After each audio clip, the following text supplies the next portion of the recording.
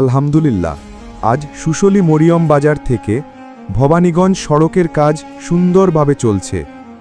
এই রাস্তা দীর্ঘদিন ধরে এলাকার মানুষের একটি বড় চাওয়া ছিল। অবশেষে সেই কাজ শুরু হওয়ায় সবার মনে এক ধরনের স্বস্তি এসেছে। সুশলী থেকে ভবানীগঞ্জ পর্যন্ত প্রায় ৩ কিলোমিটার রাস্তা। এটা শেষ হলে মানুষের যাতায়াত ব্যবস্থায় আসবে এক বিরাট পরিবর্তন। যারা প্রতিদিন স্কুল কলেজে যায়, ব্যবসা বাণিজ্য করে কিংবা কাজের জন্য বাইরে যেতে হয়, তাদের জন্য এই রাস্তা হবে সত্যিই আশীর্বাদ।